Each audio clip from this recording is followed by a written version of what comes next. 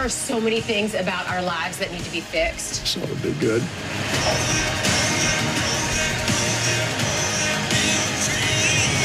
If we never keep our word, what's our word worth? They're worth nothing.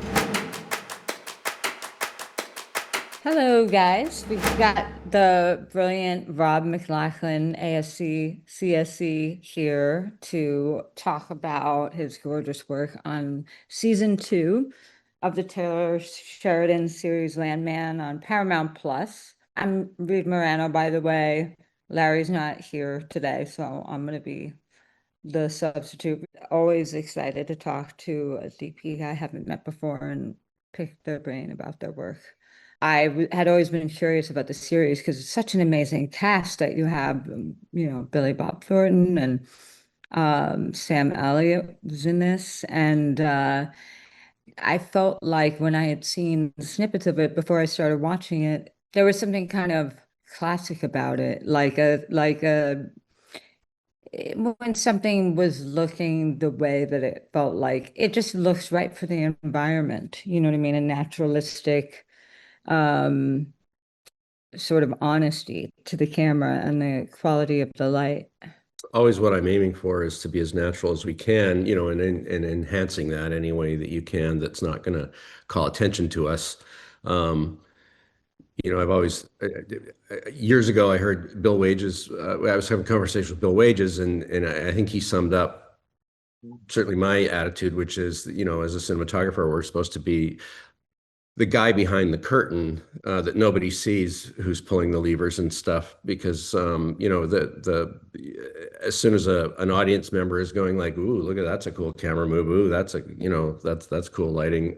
They're not engaged in the story anymore. So I try to disappear as much as I can into it, and I keep a pretty low key profile on set. I think. I mean, I was doing press for season 1 with Billy Bob, and I don't know, I think some people thought it was maybe a diss, but I took it as a great compliment when he told everybody they almost don't know that I'm there, that they all love the way that it ended up looking. So I'll take that. That's the kind of, I think, professionalism, though, that the actors really appreciate, because they don't want to have to be thinking about the cinematography, and you obviously don't want them to be thinking about it. I had seen in another interview that you did, that you mentioned something about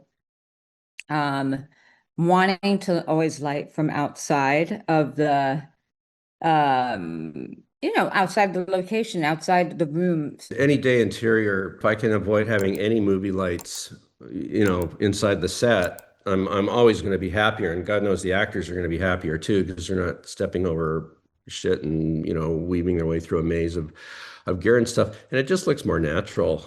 I guess the same would go for a non-electric world, which I love working in, especially period pieces, westerns. That's what I try to do. And certainly the opening scene of the very first episode, which took place in the Quonset hut where Billy's being tortured by some Mexican drug cartel guys. I wasn't sure how we were going to do that. It had to feel very natural. And what we did was I had them cut 3 holes in the roof of the Quonset hut, like there were skylights. So over each of those apertures, I had 2 cranes, so 6 in total, shining I think there were T12s through. And then behind them, I had giant flats controlling the real sun so that it was consistent, and that light came in enough, and I felt like we'd have enough inside the room, and in fact that was the case, and it just it bounced around and filled it, and I didn't have a single real light in that set, and it meant that we could shoot 360 degrees. Taylor had 5 cameras in there shooting, and it all looks great. Putting the current season in context, we went back at some point in that we decided. And Taylor, we typically Taylor shoots in a pretty traditional way with no shaky cam, no camera movement calling attention to itself. But we just all felt like it was a little bit flat. And he said, "You know what? Long lenses, put them on the shoulder," and we did, and it brought that scene alive. But that was season 1. Now we're looking at season 2 here. I was thinking, as far as that goes, no, I just relate to that on a deep level of being able to give the actors that kind of freedom. I think they really appreciate it. I'm a no marks kind of director. They really do. I mean, it's a long time since I've had really specific marks, and sometimes you obviously have to. And if you explain it to them, they're absolutely fine about it. And it's as simple as, there's that Barry Sonnenfeld TED Talks where he talked about how he got Meg Ryan to hit her mark by telling her that she was going to look way better there than if she great there but not great anywhere else. Well, that's kind of like the ABCs of cinematographer's bedside manner on set, and certainly with the female actors and the more vain male actors, it works every time. But generally, I try not to do that. And this show, Landman, has a much more naturalistic feel. And I think we found a way to give them that freedom, but also have it be beautiful and have them lit to their best advantage. Certainly, Demi Moore's been very happy with how she's come off the show. She looks great and naturalistically look as well, but like naturalistic looking the way she's lit.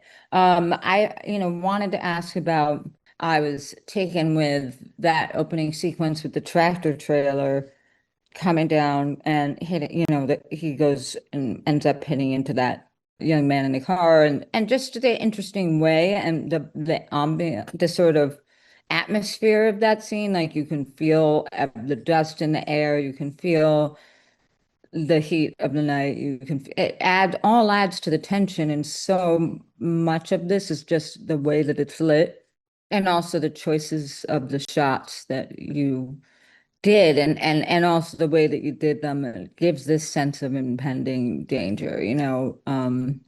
This part in particular, it really gets you. I wish you could stay on that shot even longer. Yeah, and this was just a little opening snippet too. It's a great part of the story, even though it's like a D story in the episode. That scene was based on something that really happened. The show is based on a podcast by a young Texas journalist named Christian Wallace, who worked in the oil patch in Odessa in West Texas. And, he's worked with Taylor, and he's a big reason that, we get these unique scenes like this one. And it's just a little thing that happened, and it was a footnote in the news, but it is evocative of the place at this time. One of the things too I wanted to ask you about was I think it's the next scene, the patch, when they're at the patch. Felt like a nice dawn scene. I'm sure you're shooting at night, but there's something in the quality of the light in the sky, that particular blue light, and there was like a consistency to it. Most shows, the DP, as a DP, as I'm sure we've all run into, it's like, well, we got to shoot this scene at this hour, and this scene at this hour, and this scene at this hour, and the AD just goes, nope, sorry. But in Taylor Sheridan world, we shoot scenes at the best possible time to do it, on his orders, and which is brilliant, because if you do that, if you shoot something at the right time of day, at the right place, at the right time, and quickly enough, you don't need hardly anything to make it look great. As anybody who shot a super low budget movie, and I started out doing 2 or 3 of them, and in that world, you can make a really great looking movie with almost no resources, because you can work fast enough and shoot at the right time of day. In this case, we shot inside all day, doing a bunch of scenes, and then came out when it started to get dark, got ourselves lit. I think I had very minimal lighting up. I had one lift down the road there to give them a bit of an edge, and a little bit of stuff on the ground, but mostly I try to make it feel like it's just coming off the building as much as we could. And this is where the new high sensitivity rating on the Alexa 35 comes in handy, because this is the first season I'd used that feature. And previously, I was a huge fan of the Sony Venice's, high sensitivity rating, and worked there a lot. So we used it on this scene, and what that afforded us was these wide shots where you're looking back and you've got that lovely, perfect blue in the sky. We were looking back towards downtown Fort Worth in the distance, and with a little bit of atmosphere, the evening dew or whatever, it's just enough to pick that up and hold a bit of that detail out there. Normally, to get that with slower cameras, you need to get it when there was still actual light in the sky. But that camera's so sensitive that it picks it up now, and you don't have to add to it. And I love it because I think it just gives it that nice pre-dawn feel. And then, of course, obviously, you see in the next scene when she arrives home, we shot that. We waited till just the right time of day to do her pulling up at the house when there was still a little bit of texture in the sky, so that I didn't have to add any lights to it, because it's really hard to do dawn or dusk and duplicate it, with movie lights. It is. It starts to sometimes feel a little stylized, which can be cool for the right thing. But for this, is the naturalism. It really felt like we were out all night with her. We need to feel as natural as we can here, yeah. And the style that we're striving for is what they kind of call documentary adjacent, where we're kind of like, we just luck, where you luck into stuff. And I hadn't worked that way for a really long time, but I started out working that way. For the first 10 years, I shot just oodles of documentaries and things where I had no equipment and no lights and had to make the most of what we had there. And the longer I've done this now, the more I've shifted back to, the less lights I pull out of the truck, the happier I am with how the shot ends up looking. And ideally, it's built into the set like this one is. Yeah, more lights, more problems, I always say. I was gonna ask you about documentary because I think like, there are moments where, when you're watching a show where you don't feel like the people were put in the shot, you feel like the shot is serving the people, and not by drawing attention to itself per se, but it's what you're talking about. I think that documentary adjacent thing is something I always like to call like an emotional camera, and a spontaneous camera rather, a camera that is wherever it needs to be intuitively without you really noticing it. It's just where you want to be emotionally in the moment. Very much so. Yeah. And the other hard thing is we've got spectacularly good operators on the show. We've got Eric Schillings, our A camera, Steadicam.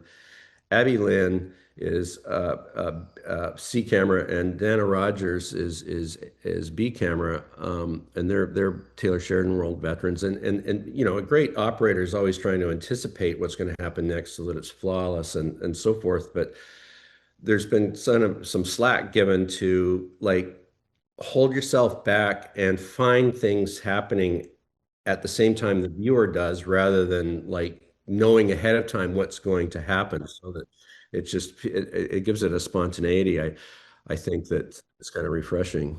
Yeah, it takes a long time to master that. There's very few operators. I mean, that's why I still operate now if it's handheld, I still like to operate myself. But when I come across any operators who I'm like, they have it, they have that intuition, I'm like, oh my God, let me take you with me forever, because it's like one of those things you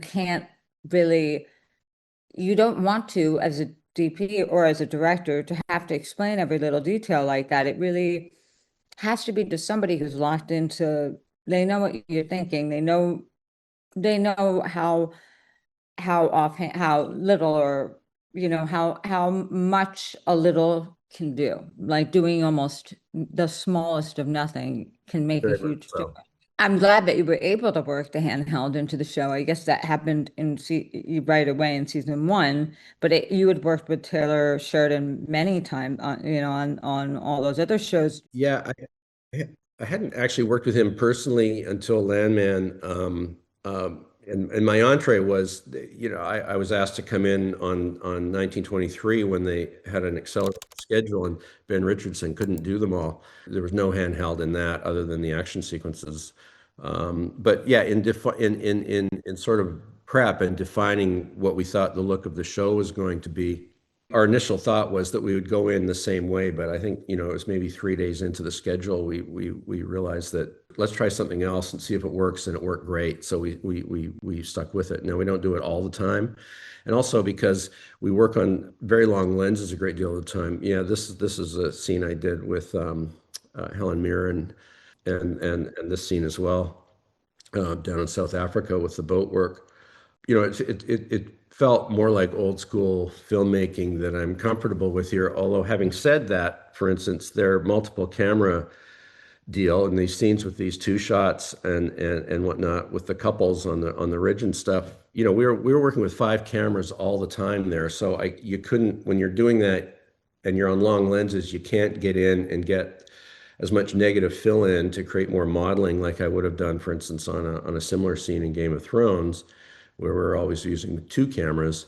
Here we're using 5, but the beauty of it was that, especially on exterior scenes, if you choose your direction carefully, and we do the same thing on Landman all the time, you can get, you know, we'll do 2 setups with a bunch of really wides and then a bunch of closers and closer again, all with 5 cameras. But when you get into the close ones, we are still able to get a couple of over the shoulders, a lovely 2-shot, and a couple of singles. And certainly I did a bunch of very emotional scenes with on 1923 with Harrison and Helen, and they were so appreciative of the fact that they only had to do, you know, these heavy scenes 2 or 3 times instead of you know, endlessly to get all the pieces of coverage.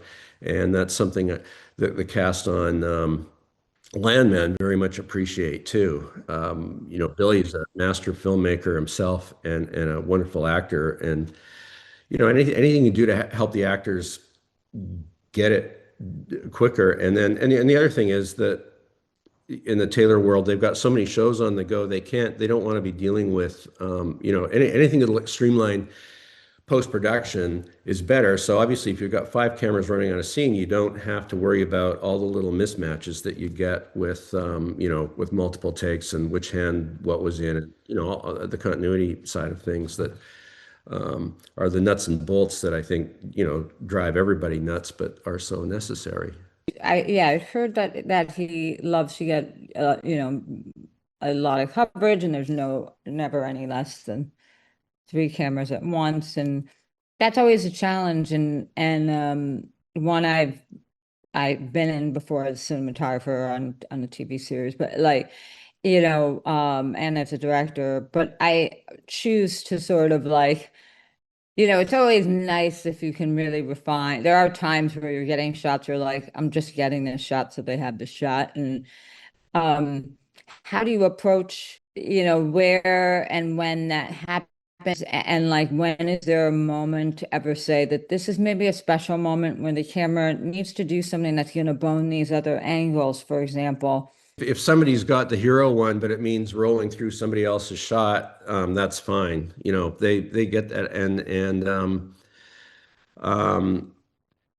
if the other shot is critical and incredible too, then they have a reasonably liberal CG budget to paint that camera out. As much as in the bigger world, Taylor hates CG in general, but for you know, like, you know, adding stuff or any special effects or anything like that, we do everything, almost everything practically, occasionally sweetening it a bit with CG, but for the most part, not. In most part, the CG is used, like I say, to paint a camera out or an anomaly, or if something goes through the background of a great shot, they'll keep it working and fix it. Did you guys talk about an evolution for the look based on the story or the characters? Like, was there anything that you were like thinking you wanted to try new in season 2? Not really. I mean, I think we got it pretty close. I mean, season 1 was so successful and everybody was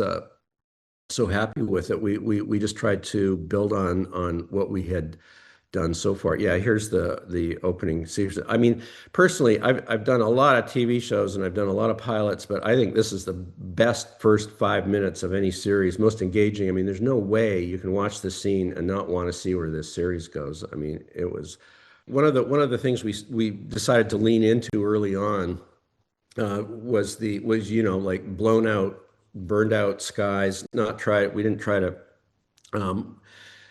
hang on to detail in it necessarily, but you know, and feel like just get that sense of heat outside, blazing heat, unremitting sunshine of, you know, Texas sunshine. And sometimes the light is not, it's really hazy there too. It's just bright and hazy, and you have to just kind of go with it.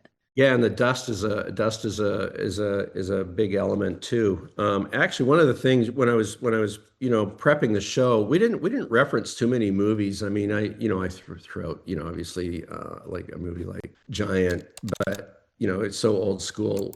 Taylor just said no, and I felt the same way. But yeah, I think we probably had a little had a little bit of No Country for Old Men in the back of our minds. And years and years ago, the movie Going South, which came out when I was like really young with Jack Nicholson, that Nestor Almendros shot. And I remember, and if anybody wants to go back, I think there's a pretty good article about it in a very old issue of American Cinematographer.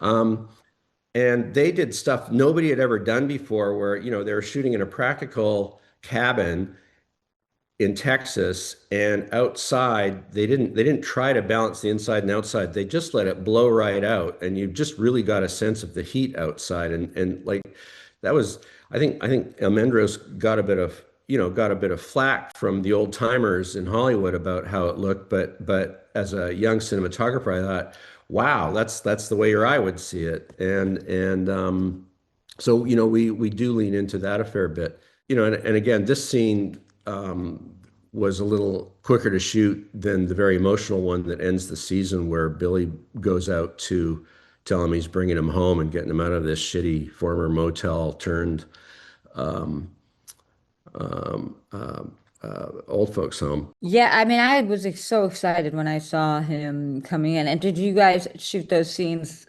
the same day, or did you guys? No, it was quite a while later. We couldn't, but they're both sunset scenes, so you weren't going to get them both on the same night. It was hard enough to get one and keep it, have some kind of consistency. Now, the scene like this shot, that mesa isn't actually there.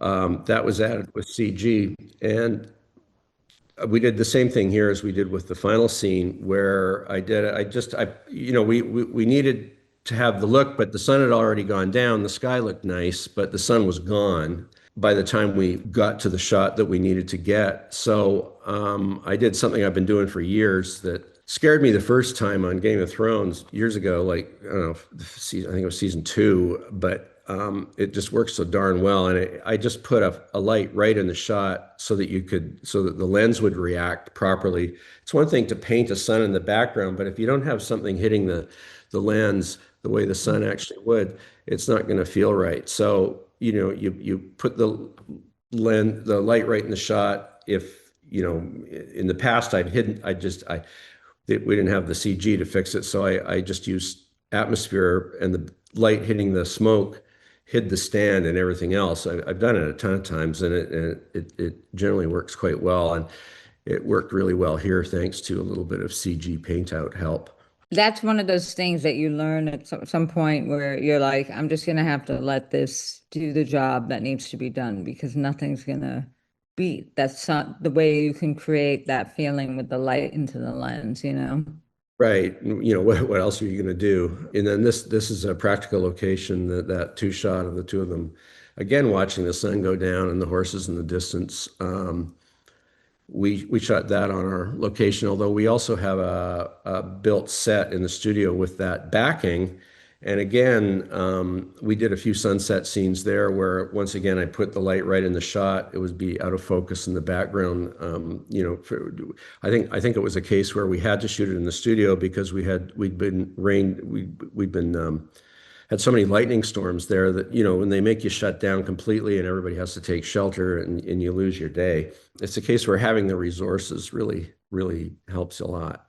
Those are very emotional scenes. So you're shooting them, probably you're getting in how many cameras, you think, on like that last scene with the two of Um, them?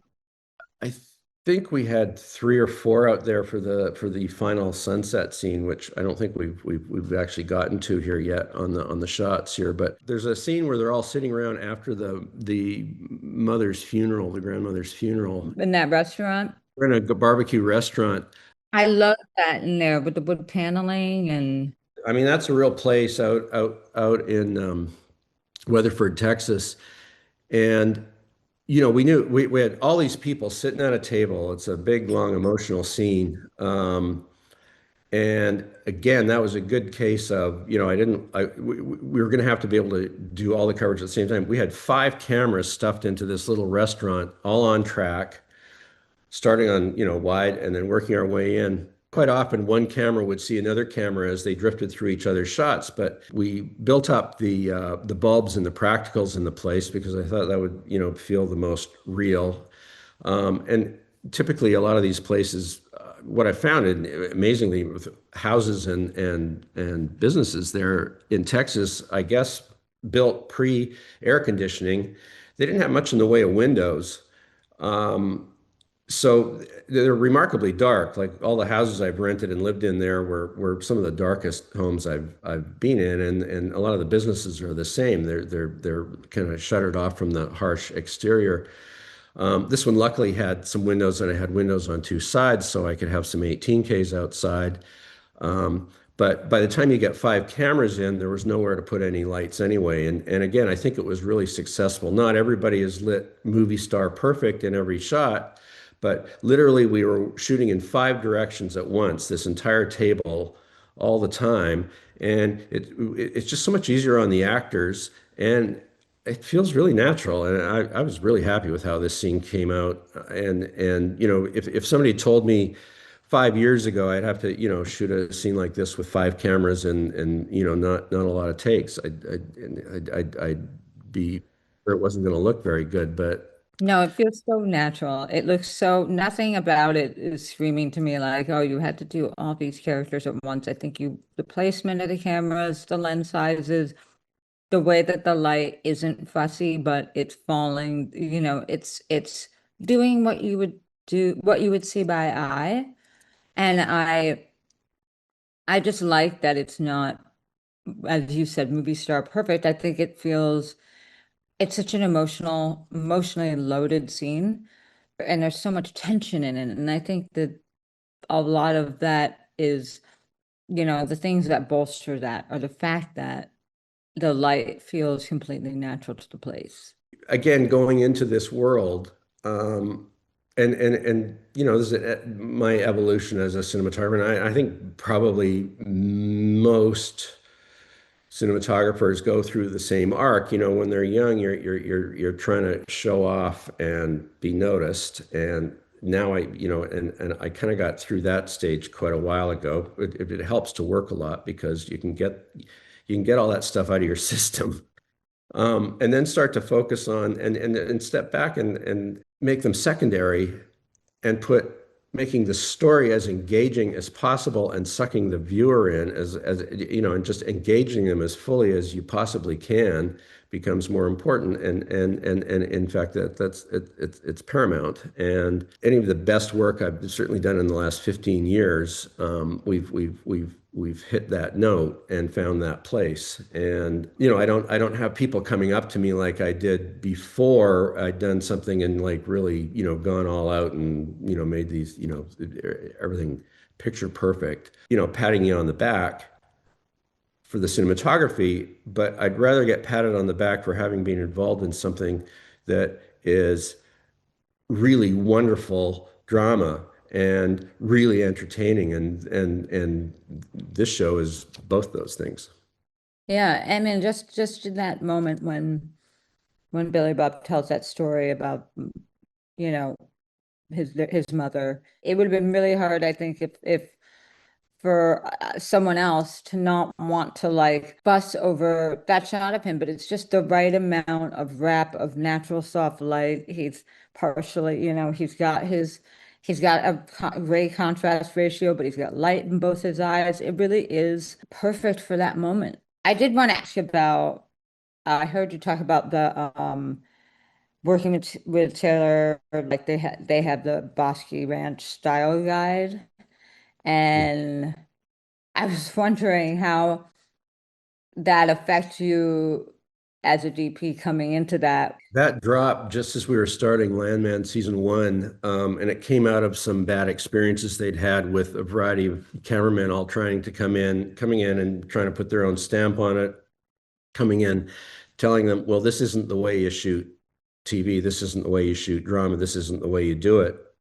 And I'd luckily been forewarned with, with some stories along those lines about um, unhappy alliances prior to me doing 1923. And my attitude was, well, it's not how I would do it either, but look how good these shows are. Who am I to say you're wrong? And if this is how you want to do it, I will embrace it. And it doesn't mean that you can't still make beautiful images, because I'm thrilled with certainly the work I did in 1923 and Landman, and more recently on Lioness, which I just finished a couple of months ago. I mean, as far as big, huge challenges on this episode in particular, would you say you were talking a little bit before we got started about a way that you would approach this emotional scene with with regards to keeping the natural light consistent in a time when light that time when light is fleeting, whether it's magic hour or whether it's dawn. But when you're on a job like this, where you're like, you want to feel that beautiful Texas sunset, and you want to hold it, you want to be able to have that consistency, you can justify, you have the budget to do other things. And so maybe you want to talk a little bit about what you guys did there. I don't know, if sunset was at, I don't know what time, if it was at 6:30 or 7, we got out there and we were set up and ready to go well before the light was particularly attractive. So what we try to do, and Stephen Kay, who directed all the episodes last season, understands that process really well. The shots that you choose to shoot first, given that you gotta shoot something, even if everybody's not happy with the light.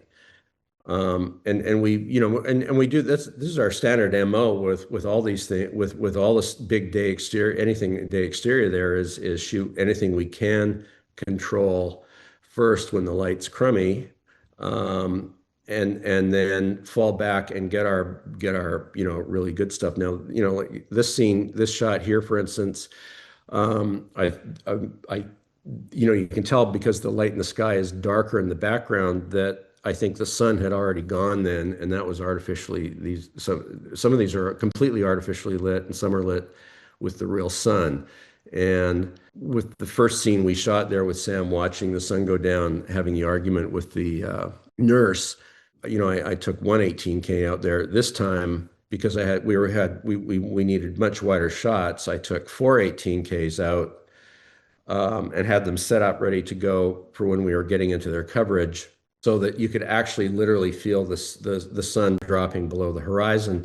And it was just as old school as it can get. I had 4 18Ks, probably a couple on them, and the others covering the periphery as best they could.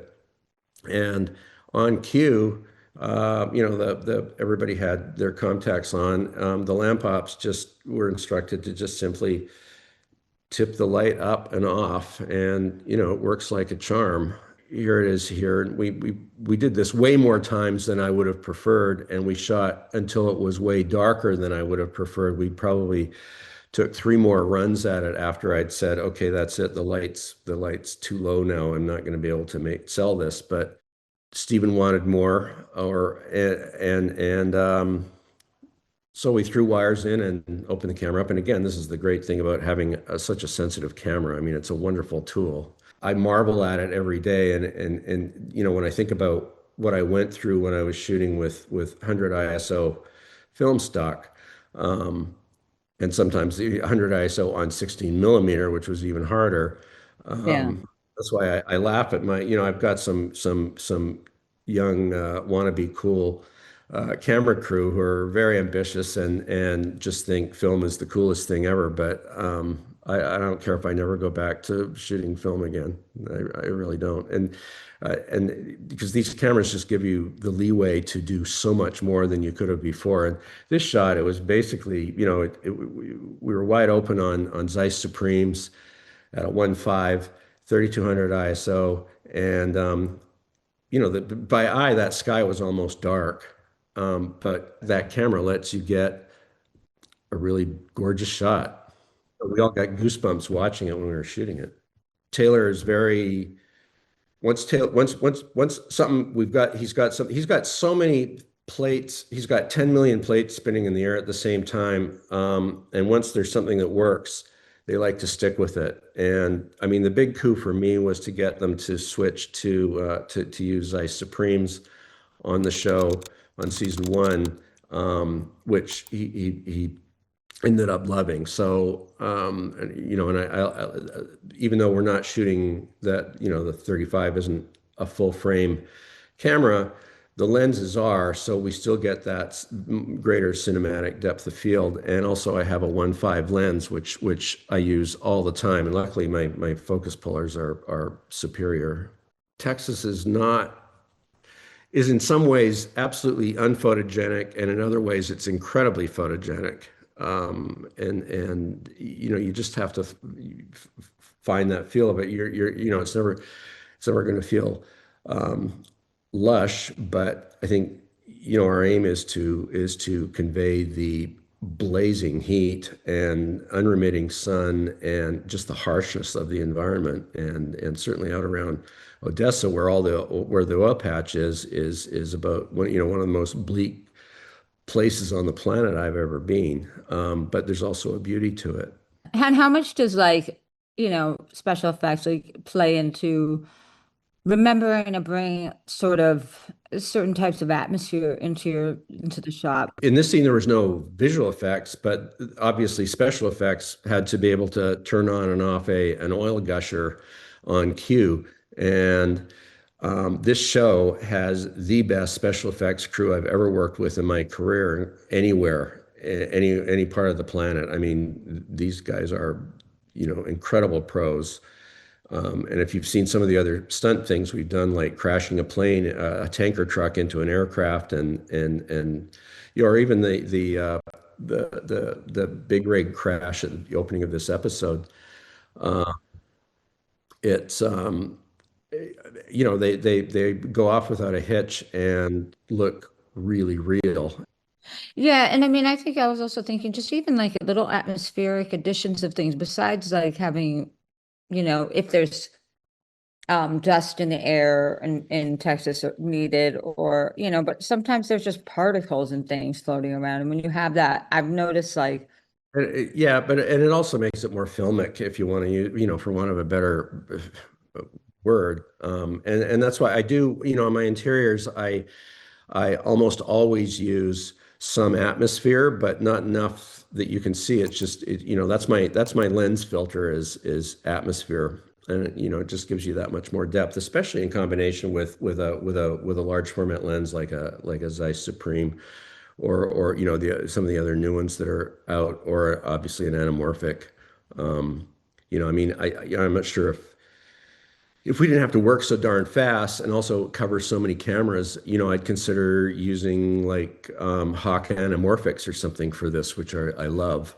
I hate having a mixture, like having 5 kinds of lenses out, because, yes, you can get some great looking stuff, but I've always been an adherent to just using the same palette, if you will, of camera and lens, and then changing up the look with what you put in front of it, as opposed to using a different glass for every project or every scene or what have you, which part of me feels the same way about camera and lens choices. I don't think it's really necessary to mix it up that much, other than obviously going from, if you're going, flat versus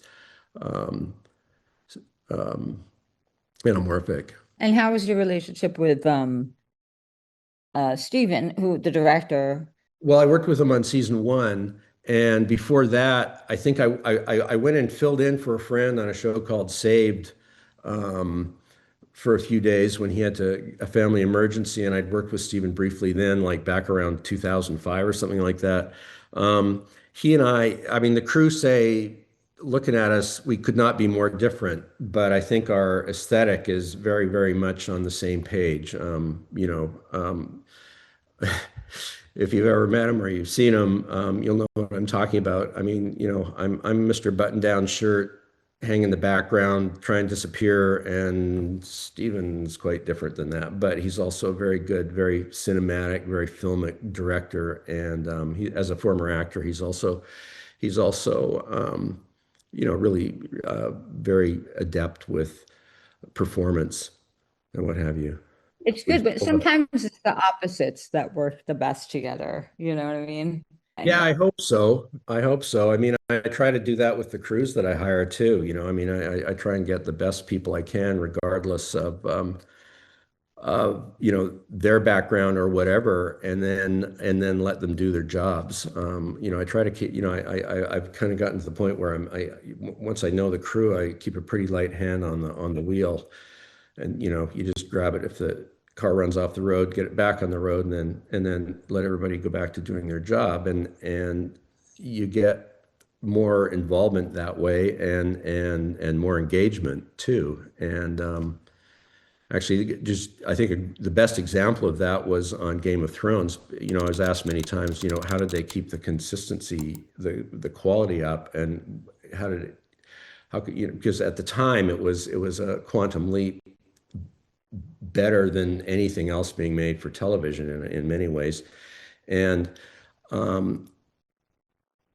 two things, and they're a bit glib, but I think they're true. And I think the same kind of holds true for Landman, because we don't work super long hours there. They try to keep them pretty reasonable. But on Game of Thrones, you started work at 8 in the morning and wrapped at 6. And the point is that show was being made by people who were not completely fucking exhausted. They got to go home and have dinner with their families and recover and think about tomorrow, and not just focus on grabbing a few hours sleep before they went back at it again. But the other thing that they did right there, and I wish more shows would realize this, is the policy. And it was kind of this way on Lovecraft Country too, with Misha Green. And I look up that too. I use that as a reference a bunch of times as well. cool. Yeah. I don't know if they realized they had this policy, but what I recognized was that it was one where the best idea always wins, and nobody had a big ego about it. So, the showrunners on Game of Thrones, for instance, if somebody came in and said, what if, I know it says he's got a such and such a prop, but what if it was this? Because that would allow you to do this, that, and the other thing.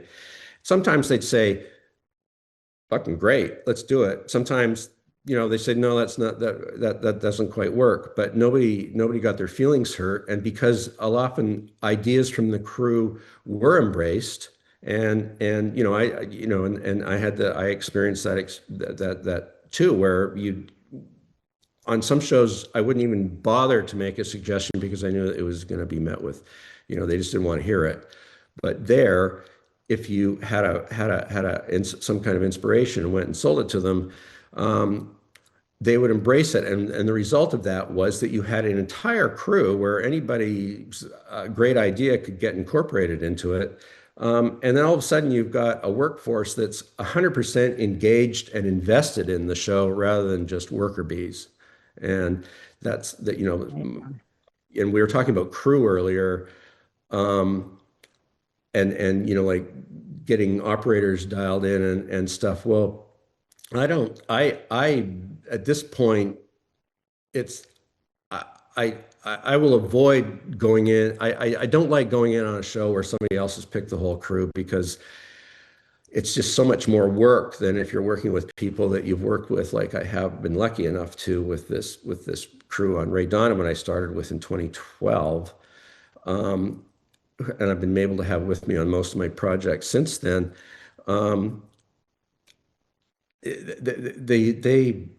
I absolutely trust them, and if they do something that I'm not wild about, or I want to go a different direction, it's no skin off their nose, and it's just a really much better way to work.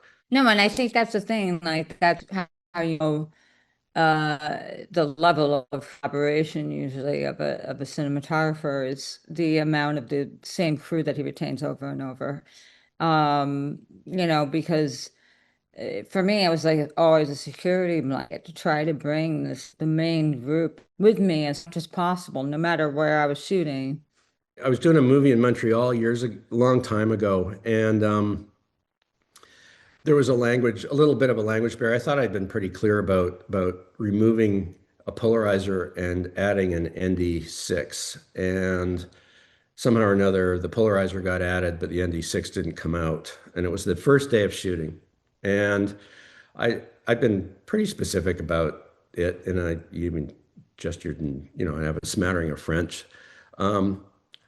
Anyway, it didn't come out. And luckily, 2 or 3 setups later, I went over and looked through the camera, and I could tell right away that it was too dark. It didn't look right. If you look, as you know, if you look through a camera enough, you can tell. And I looked at the front, sure enough, I had to go to the director and the producer and say, we have to do those last 3 setups again. And the actor went, all right, who fucked up? And the camera crew was standing over there quaking. And I said, I said, I did. Sorry. And they went, okay, fine. We went on with it. That camera crew was so on board after that. It just made all the difference for the whole rest of the shoot. I share that same sentiment when it comes to crew and people wanting to, I'll defend the crew to the end, sometimes to the bitter end, even if when something's happening and it's very clearly someone else's fault. I will always try every way to fix it internally and not draw attention to it, and try to deal with the problem so it doesn't end up going south. And I it's like what if your gut instinct tells you to do that, then and that's true. It's like that kind of moment shows the crew everything they need to know about you. Yeah, and it's only going to go better than, if you want a long career and a good reputation, I think that's important. And in fact, on Lovecraft Country, we had a little bit of a catastrophic case where we lost probably 1/3 of a day's work because an exhausted second accidentally erased a card. And everybody was so impressed with how good this woman was at her job and how buttoned down, just absolutely buttoned down. And the supervising director, who was not my favorite, not anybody's favorite person, insisted that we fire her. And I dug in my heels. I said, there's no fucking way we're firing her. And here's the reason why. If there is one assistant in America right now who is never, ever going to do this again, it's this one. Because, everybody already knew she was terrific. And firing people, firing people for stuff like that is just so absolutely catastrophic to morale. As soon as, everybody starts looking over their shoulder. And then they're worried about that instead of doing a good job. Yeah, and it doesn't do anything. Once you make any kind of mistake like that on set, most normal crew members, and I've been there myself, but even DPing and shooting film and not realizing until a few shots later, I had a spectrophotometer, and I didn't realize until 2 or 3 setups later that it was at 2 frames per second. And you have to set it back to 24. And I was I remember in the middle of a night shoot in a huge, massive, New York City location, immediately walking to my loader, Nick, and I was push the last 3 rolls, 2 stops, no, 3 stops, no, 2. It's once you have a scare of any kind like that, you never make that mistake again. It's also useful to work for somebody who makes mistakes like that, because it's you learn more from watching the ones that aren't so great than the ones who make their job look easy. And one of my earliest union operating jobs was on a low budget Western TV series, and it was a Christian channel Canada French TV co-production, and the DP, a lot of the crew were from France, and the DP was this old French guy. And we shot everything. It was on a Panaflex Lane, which if you've ever used one, it's like one of the worst cameras to operate with because it was 16 millimeter. The viewfinder was very dark. And it didn't orient, so you had to be a contortionist in order to do a variety of angles with it. Well, I was looking through this camera all day long, every day, and we used 250 daylight and a 250 tungsten stock. So I was looking at the exact same exposure all the time. I could set the exposure just by looking through the viewfinder. And we set up this director came in from France and set up a 200-foot dolly track. It was going to be this epic shot that started at one end of the western town and went to the other and followed a bunch of people and did a whole pile of transfers from one thing to another. There were gold miners coming into town, this, that, and the other thing. And at one point, the character walked up the boardwalk and into the shade. We were facing south into the shade of the overhang on the store in front, and went completely dark. And then it happened again, and then it happened again. I went to the DP and I said, "Mark, it's too dark there. I can't see him. There's nothing in there." And he blew me off. And this was like the whole company had come out to see this epic shot that was going to see this entire town in one shot. And I pressed it again, and he got really pissed off at me. So okay, and sure enough, in the dailies the next day, we're sitting there, and the screen goes 3 times on this epic shot. The screen went completely black because you couldn't see anything. That is one of the things you got to be aware of. There is a lot more. It's like night and day in terms of stress shooting film versus shooting digital. Shooting digital, it's like, yeah, I can see this, if you know how to, then you just need to know how to light for it, which is also not easy because you can shoot film and be stressed, but 9 times out of 10, it's still gonna look cool, but yeah, you never forget those moments when you almost, or you have a huge fuck up, or you almost have it, or you save a situation. So yeah, I think, and that's the most important thing, is if somebody knows. I think the crew that's really good, because they're more, you can just see it in their eyes when they know, that's never going to happen again. I had a production company, and when I started out, that's still in business. My former partner's running, I'm happy to say, and has been for 40 years. And I read, I tried to learn a little bit. I'd gone to art school and film school. I didn't know anything about running a business, so I tried to read as much as I could. And one quote that I saw really stuck with me, which was, first-class people hire first-class people, second-class people hire third-class people. And okay, well, if I want to be a first-class person, I got to surround myself with people who are better at their jobs than I am at mine. And I've been very fortunate that way, and I feel that's very much been the case for a long time now.